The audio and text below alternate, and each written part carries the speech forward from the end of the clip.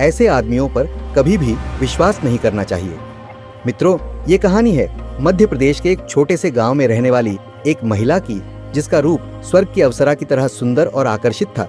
उसके लंबे काले बाल जब हवा में लहराते तो ऐसा प्रतीत होता जैसे अप्सरा धरती पर उतर आई हो। उसकी आंखें इतनी कातिल थीं कि जो एक बार उनमें देखता होश आ जाता। उसका शरीर इतना सुंदर और सुडौल था कि जो भी उसे एक बार देखता तो वो उसे देखता ही रह जाता और उसे पाना चाहता था। गांव में होली का त्योहार पूरे हर्षोल्लास से मनाया जा रहा था। रंगों से भीगे चेहरे, ढोल की थाप, ठंडाई की महक और हवा में घुली गुलाल की खुशबू पूरे गांव को मंत्रमुग्ध कर रही थी। पूरे गांव के लोग त्योहार को मनाने में व्यस्त थे और गांव के बाहर एक आदमी उदास बैठा है जो एक चोर था। वो चोरी करके अपने बच्चों का पालन पोषण करता था। चोर उदास गांव के चौराहे पर बैठा है क्योंकि उसने कई दिन से चोरी नहीं की है, जिसके कारण उसके घर में अब राशन भी खत्म हो चुका है। उसके बच्चे भूखे हैं और उन्हें उम्मीद है कि उनके पिता उनके लिए भोजन की व्यवस्था अवश्य करके लाएंगे। चोर के मन में ऐसे सैकड़ों विचार चल रहे हैं। इधर गांव में धूमधाम से होली का त्योहार मनाया जा रहा है। अब शाम भी ढल चुकी थी और गांव के सभी लोग एक चौपाल पर इकट्ठे होने लगते हैं। धीरे धीरे पूरे गांव के लोग अपने अपने घरों से चौपाल पर इकट्ठा हो जाते हैं और चोर ये सब गांव के बाहर चौराहे से देख रहा था। चोर के मन में विचार आया कि सब लोग तो यहाँ एकत्रित है, मैं क्यों ना जाकर चोरी कर लूं। और अभी तो शोर शराबा भी इतना है कि अगर कोई चिल्लाएगा भी तो किसी की आवाज कोई नहीं सुनेगा। यही मेरे लिए एक अच्छा मौका है। ये सोचकर चोर गांव में प्रवेश कर जाता है और चोरी करने के लिए एक घर में घुसता है। चोर पूरे घर के कोने कोने को छान मारता है, लेकिन उसे कुछ नहीं मिलता। अर्धरात्रि का समय हो चुका है। चोर दूसरे घर में प्रवेश करता है, लेकिन उसे उस घर में भी कहीं कुछ नहीं मिलता। चोर वहां से जाने लगा था कि तभी उसे एक कमरे की खिड़की से सोने का घड़ा दिखाई देता है जो कमरे के अंदर रखा था। कमरे की खिड़की खुली थी, जिसके कारण चोर को यह घड़ा दिखाई दे गया। चोर रुक जाता है और धीरे धीरे उस कमरे की ओर बढ़ने लगता है। जैसे ही चोर कमरे की खिड़की पर पहुंचता है तो वो अंदर का नजारा देखकर हैरान रह जाता है। चोर अंदर देखता है कि एक स्त्री बिस्तर पर अर्धनग्न अवस्था में बैठी हुई है और उसका पति गहरी नींद में सोया हुआ है। चोर यह नजारा देखकर हैरान रह जाता है और वहीं पास में रखी एक टेबल पर बैठ जाता है और वो इंतजार करने लगता है उस स्त्री के सोने का, क्योंकि जब स्त्री सो जाए तब सोने के घड़े को चुराया जाए। चोर कुछ देर के बाद फिर से खिड़की से झांक कर देखता है कि महिला सोई है या नहीं। चोर ने देखा कि महिला अभी भी उसी स्थिति में बैठी हुई है जिस स्थिति में वो पहले थी। चोर यह देखकर हैरान रह जाता है और फिर से टेबल पर बैठने लगता है। इस बार चोर का पैर फिसल जाता है और वो नीचे गिर जाता है। उसका हाथ टेबल में लगता है, जिससे टेबल उलट जाती है और एक जोर से आवाज होती है, जिससे उसके पति की नींद तो नहीं खुली, लेकिन रूपाली अपने हाथ में एक खंजर लेकर बाहर आती है और खंजर को उस पर तान कर पूछती है, कौन हो तुम और यहाँ आने की तुम्हारी हिम्मत कैसे हुई?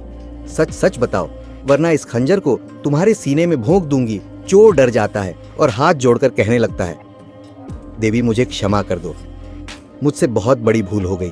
मैं एक चोर हूँ और चोरी करने के इरादे से ही आपके घर में घुसा था। मुझे जाने दो, मेरे छोटे छोटे बच्चे हैं। रूपाली कहती है, ये बात तो तुम्हें चोरी करने से पहले सोचनी थी। अब तुम्हें सजा सुबह राजा साहब देंगे, तब तक तुम यहीं रहोगे। चोर गिड़गिड़ाया और बोला, हे देवी मुझे क्षमा कर दो, मेरे छोटे छोटे बच्चे हैं। अगर आपने मुझे राजा के हवाले कर दिया तो राजा साहब मुझे फांसी लगा देंगे और मेरे छोटे छोटे बच्चों का क्या होगा? उनका पालन पोषण कैसे होगा? मैं आपसे वादा करता हूँ, आप मुझे छोड़ दें। आज के बाद में इस गांव की ओर मुंह उठाकर भी नहीं देखूंगा। रूपली बोली, देखो मैं तुम्हें एक शर्त पर छोड़ सकती हूँ, अगर तुम्हें मंजूर हो तो। चोर बोला, बताइए देवी, आपकी क्या शर्त है? मैं आपकी हर शर्त को मानने को तैयार हूँ। रूपाली बोली, देखो मैं अभी काम वासना से पीड़ित हूँ, तुम्हें मेरे साथ संभोग करना होगा, तभी मैं तुम्हें यहाँ से जाने दूंगी, वरना सुबह में तुम्हें राजा साहब के हवाले कर दूंगी और वो तुम्हें फांसी लगा देंगे। चोर ने सोचा, यह शर्त तो बड़ी ही आसान है, इसमें तो आम के आम और गुठलियों के भी दाम हैं। चोर ने फौरन कहा, देवी जी मुझे आपकी शर्त स्वीकार है। इधर इस पूरे घटनाक्रम को एक ग्रामीण छुपकर सुन रहा था। वो उनकी सारी बातें सुन चुका था और समझ चुका था। इस ग्रामीण के सिर पर भी वासना का भूत सवार था, जो रूपाली को अपनी वासना का शिकार बनाना चाहता था। तभी वो आगे बढ़ता है और कहता है, अगर तुम दोनों इस राज्य को राज्य रखना चाहते हैं तो मुझे भी अपनी इस योजना में शामिल करो, वरना सुबह होते ही मैं तुम्हारी इस योजना को पूरे गांव में फैला दूंगा, जिससे तुम्हारी बहुत बदनामी होगी और राजा साहब तुम्हें सजा भी देंगे। ग्रामीण की यह बात सुनकर चोर और रूपाली पूरी तरह से डर चुके थे। अब रूपाली के सिर से वासना का भूत उतर चुका था। वे दोनों एक बहुत बड़ी दुविधा में फंस गए थे। चोर को अपनी मौत का डर सता रहा था और रूपाली को अपनी बदनामी का डर। अब रूपाली का पति भी जाग चुका था और उनकी सारी बातें छुपकर सुन रहा था। वो इन सभी बातों को सुनकर बहुत हैरान था। उसे विश्वास नहीं हो रहा था कि उसकी पत्नी ऐसा कर सकती है और उसे धोखा दे सकती है। वो एकदम से घूमा और कमरे में आगे बढ़ा। इधर महिला, चोर और ग्रामीण तीनों आपस में बात कर रहे हैं। तभी रूपाली का पति हाथ में तलवार लेकर बाहर निकलता है। उसका चेहरा गुस्से से लाल था। जब वो लोग वीर को देखते हैं तो उनके पैरों के नीचे से मानो जमीन ही खिसक गई हो। वो बहुत डर जाते हैं और रूपाली अपने पति के आगे हाथ जोड़कर खड़ी हो जाती है और कहती है, स्वामी, मुझे माफ कर दो, मुझसे बहुत बड़ी गलती हुई। इन लोगों का कोई भी दोष नहीं है, सारा कसूर मेरा है। लेकिन वीर के सिर पर क्रोध सवार था और वह किसी की बात नहीं सुन रहा था। चोर वीर के क्रोध को साफ देख पा रहा था। वो समझ चुका था कि यदि मैंने इसे नहीं मारा तो मेरे प्राण नहीं बचेंगे। उसने यह सोचकर पास में पड़े खंजर को उठाया और पीछे से वीर पर वार कर दिया। खंजर के लगते ही वीर जमीन पर गिर गया। चोर वहां से भागने लगा। ग्रामीण ने चोर को पकड़ने की कोशिश की, लेकिन चोर ने उसे भी मार दिया। रूपाली यह सब देखकर बहुत घबरा चुकी थी और वो बेहोश हो जाती है। इसी बीच चोर मौके का फायदा उठाकर वहां से भाग जाता है, जिसकी वजह से चोर रूपाली की पहचान में नहीं आया था। उसने आज से पहले उसे कभी नहीं देखा था। वो नहीं जानती थी कि वो कौन है और कहाँ का है। सुबह जब गांव वालों को यह खबर मिली तो पूरे गांव में सनसनी फैल गई। रूपाली का पति मर चुका था, ग्रामीण भी मारा गया था और चोर का कोई नामो निशान नहीं था। लेकिन चोर उस रात जंगल में बैठा सोच रहा था, क्या मैं अब भी सिर्फ एक चोर हूं या अब मैं हत्यारा भी बन चुका हूं? खून से सने उसके हाथ कांप रहे थे। उसके सामने वीर और भोला के मृत चेहरे बार बार उभर रहे थे। उसने अपने जीवन में न जाने कितने घर लूटे थे, लेकिन आज तक उसने किसी की जान नहीं ली थी। वह खुद से सवाल करता रहा और सुबह होते ही वो गांव छोड़कर अपने बच्चों के साथ एक दूर के नगर चला गया। चोर ने अपने अतीत को सुधारने की कसम खाई। वह चोरी डकैती छोड़कर समाज सेवा में लग गया। लेकिन क्या उसकी काली छाया इतनी आसानी से मिट सकती थी? इधर रूपाली अपने घर में अकेली थी। उसका पति मार चुका था। गांव वाले कानाफूसी कर रहे थे। कोई खुलकर कुछ नहीं कहता था, लेकिन सबकी नजरों में तिरस्कार था। लेकिन गांव के लोग उसे अपनी हवस का शिकार बनाना चाहते थे। उसके रूप को देखकर कोई भी उसके मोह में फंस जाता।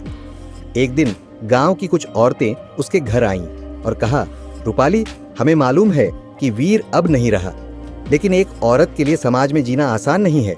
तुम्हें विधवा आश्रम में चले जाना चाहिए। रूपाली की आंखों में आंसू भर आए। उसे एहसास हो चुका था कि समाज कभी उसे स्वीकार नहीं करेगा। उस रात की एक गलती ने उसका सब कुछ छीन लिया था। उसने ठान लिया था कि वह इस गांव को छोड़कर कहीं भी नहीं जाएगी। वो मेहनत मजदूरी करके अपना पालन पोषण कर लेगी। कुछ महीने बीत चुके थे। रूपाली ने खुद को नए जीवन में ढाल लिया था। चोर भी अब नगर में संतों के मार्गदर्शन में सेवा कर रहा था। लेकिन एक दिन गांव में एक नया खतरा आ गया। भोला का छोटा भाई जग्गा अपने भाई की मौत का बदला लेने गांव लौटा था। उसे किसी ने बताया कि उस रात भोला के साथ क्या हुआ था। मेरे भाई की हत्या करने वाला वो चोर कहाँ है? जग्गा ने गांव में लोगों से पूछा, लेकिन किसी को चोर का अता पता नहीं था। लेकिन किसी ने उसे बताया था कि इस घटना में रूपाली भी शामिल थी। उसने रूपाली को धमकी दी, अगर तूने सच नहीं बताया तो मैं तुझे सबके सामने जला दूंगा। रूपाली को एहसास हो गया कि उसका अतीत उसे चैन से जीने नहीं देगा। उसने जग्गा से कहा, अगर तुम्हें जानना है कि उस चोर ने तुम्हारे भाई और मेरे पति को क्यों मारा था, तो तुम्हें एक जंगल में जाना होगा जहां कुटिया में एक बुढ़िया रहती है। वो तुम्हें इस रहस्य का राज बता देगी। यह सुनते ही जग्गा वहां से जंगल की ओर निकल पड़ा। जंगल में पहुंचते ही उसे वो कुटिया दिखाई दी जिसके बारे में रूपाली ने उसे बताया था। जग्गा कुटिया के अंदर गया तो उसने वहां एक बुढ़िया को बैठा पाया। जग्गा ने हाथ जोड़कर बुढ़िया से कहा, हे माता, मैं अपने भाई के हत्यारे का पता पूछने के लिए आपके पास आया हूं। मुझे बताइए कि उस चोर ने मेरे भाई को क्यों मारा था। बुढ़िया ने बताया कि तुम्हें एक घने जंगल में जाना होगा, वही तुम्हें इस सवाल का जवाब मिलेगा। मेरी कुटिया के बाहर जो बकरा बंधा है, तुम उसके सिर को काट देना। उसका सिर हवा में उड़ने लगेगा और उसका धड़ वहीं गिर जाएगा। तुम उसके कान पकड़ लेना। वो सिर तुम्हें उस जंगल में ले जाएगा जहां तुम्हें तुम्हारे सवाल का जवाब मिलेगा। जग्गा ने ऐसा ही किया। वो कुटिया से बाहर आया और कुटिया के बाहर बंधे बकरे का सिर काट दिया। सिर कटते ही हवा में उड़ने लगा। जग्गा ने तुरंत बकरे के कान पकड़ लिए और उसे वो एक घने और दियावान जंगल में ले गया जहां दूर दूर तक कोई भी नजर नहीं आ रहा था। सिर एक गुफा के पास जाकर उतर गया। जैसे ही उसने जमीन पर पैर रखा, उसे एहसास हुआ कि उसके पीछे कोई है। उसने झट से अपनी तलवार निकाली और पीछे मुड़कर देखा तो वहां एक सुंदर स्त्री खड़ी थी। उस स्त्री को देखकर जग्गा के मन में वासना जाग चुकी थी। इतनी सुंदर स्त्री उसने आज से पहले कभी नहीं देखी थी। स्त्री भी वासना की प्यासी थी। जग्गा ने उस स्त्री से कहा, तुम अकेली इस दियावान जंगल में क्या कर रही हो? तुम कौन हो और कहाँ रहती हो? स्त्री बोली, ये जंगल ही मेरा घर है। तुम यहाँ आ तो अपनी मर्जी से गए हो, लेकिन अपनी मर्जी से जा नहीं सकते। तुम्हें मेरी ख्वाहिश पूरी करनी होगी। जग्गा ने स्त्री से कहा, कैसी ख्वाहिश? स्त्री ने कहा, तुम्हें मेरी वासना को शांत करना होगा। जैसे ही जग्गा ने स्त्री के मुख से यह शब्द सुने तो उसके शरीर में जैसे करंट दौड़ गया हो। उसने झट से हामी भर दी और कहा, हे प्रिय, मैं तुम्हारी तृप्ति को शांत तो कर दूंगा, लेकिन बदले में तुम्हें मुझे इस जंगल से निकलने का रास्ता बताना होगा। स्त्री ने कहा, ठीक है, मैं तुम्हें रास्ता बता दूंगी, पर तुम्हें पहले मेरी तृप्ति को शांत करना होगा। स्त्री उसे एक गुफा के अंदर ले गई। ये गुफा एक राक्षस की थी जो जंगल में अपने शिकार पर गया था, और ये स्त्री उस राक्षस की बेटी थी। इस बात से अनजान जग्गा उस स्त्री के साथ गुफा में चला गया। अब शाम हो चुकी थी और राक्षस के लौटने का समय हो गया था। जग्गा ने स्त्री की तृप्ति को शांत किया और उससे कहा, हे प्रिय, अब मुझे इस जंगल से बाहर निकलने का रास्ता बता दो। लेकिन स्त्री के मन में विचार चल रहे थे कि अगर मैंने इसे रास्ता बता दिया तो ये यहाँ से भाग जाएगा। क्यों न मैं इसे अपने लिए यहीं छुपा कर रखूं। अब उसके पिता के लौटने की समय हो चुका था और उसने जग्गा को मक्खी बनाकर दीवार पर चिपका दिया। जैसे ही राक्षस आया और उसने स्त्री से पूछा, बेटी, मुझे किसी मनुष्य की गंध मालूम पड़ रही है। मुझे लगता है कि कोई आदमी हमारी गुफा में घुस आया है। तब बेटी बहाना बनाती हुई बोली, पिताजी कैसी बात कर रहे हैं? हमारे होते हुए कौन मनुष्य यहाँ आने की हिम्मत करेगा? मैं तो उसे कच्चा चबा जाऊंगी। इस तरह उसने राक्षस को गुमराह कर दिया। अब वह राक्षस कन्या रोज उसे रात होने पर पुरुष बना देती थी और दिन में उसे मक्खी बनाकर दीवार पर चिपका देती थी। इस प्रकार अब उसे वहां रहते रहते काफी दिन बीत चुके थे। वो राक्षस कन्या के चंगुल से निकलना चाह रहा था, लेकिन उसे रास्ते का ज्ञान नहीं था। एक रात जब राक्षस कन्या ने उसे पुरुष बनाया, जग्गा ने तलवार स्त्री के गर्दन पर रख दी और उससे पूछा कि मुझे यहाँ से निकलने का रास्ता बता दो, वरना मैं तुम्हारे सिर को ढाड़ से अलग कर दूंगा। राक्षस कन्या डर गई। उसने उसे वो रास्ता बता दिया जो जंगल से बाहर जाता था। जग्गा ने सोचा, अगर मैंने इसे जिंदा छोड़ा तो ये मुझे पकड़ लेगी। ये सोचकर उसने उस राक्षस कन्या का सिर काट दिया और वहां से भाग गया। भागते भागते कई दिन हो चुके थे और वो उसी बुढ़िया की कुटिया पर पहुंचा जहां से वो उसे जंगल में पहुंचा था। यह देखकर कि जान में जान आई और एकदम से कुटिया के अंदर गया और बुढ़िया से पूछने लगा, हे माते, तुमने मुझे उस जंगल में क्यों भेजा था? मुझे वहां कोई उत्तर नहीं मिला, बल्कि मैं उल्टा वहां फंस चुका था। तब बुढ़िया हंसती हुई बोली, बेटा, तुझे तेरे सवाल का जवाब मिल चुका है। जग्गा थोड़ा हैरान होता है और कहता है, पर माथे के कैसे? मेरे सवाल का जवाब अभी तक मुझे नहीं मिला है, बल्कि मेरे हाथों से एक स्त्री की हत्या हो गई है। बुढ़िया मुस्कुराई और बोली, बेटे, यह सब तेरा भ्रम था। तेरे हाथों से कोई भी हत्या नहीं हुई है। यही तेरे प्रश्न का उत्तर है। मनुष्य क्रोध और काम के बस में होकर बड़ी से बड़ी भूल भी कर देता है। काम और क्रोध के वशीभूत होकर ही चोर ने तुम्हारे भाई और रूपाली के पति को मारा था, जैसे तुमने अपनी जान बचाने के लिए राक्षस कन्या की हत्या की थी। इसी हवस के वशीभूत होकर मनुष्य अंधा हो जाता है और गलत से गलत काम भी कर जाता है। दूसरा, धन के लालच में आकर कोई भी किसी को मार डालता है, और तीसरा, क्रोधी व्यक्ति क्रोध में अंधा होकर सब कुछ भूल जाता है और वह सब कर डालता है जिससे जीवन भर उसे पछताना पड़ता है। क्रोध में उसकी बुद्धि विवेकहीन हो जाती है और वह अपना पराया कुछ नहीं देख पाता। इन तीनों से हमेशा बचकर रहना चाहिए, अन्यथा जीवन भर पछताना पड़ता है। दोस्तों, तो आपको यह कहानी कैसी लगी हमें कमेंट बॉक्स में बताएं और हाँ, अपने सबसे प्रिय मित्र के पास इसे जरूर भेजें। ऐसे ही इंटरेस्टिंग और रहस्यमयी कहानियां के लिए आप हमारे चैनल को सब्सक्राइब कर सकते हैं और बेल आइकन को भी ऑन कर लें।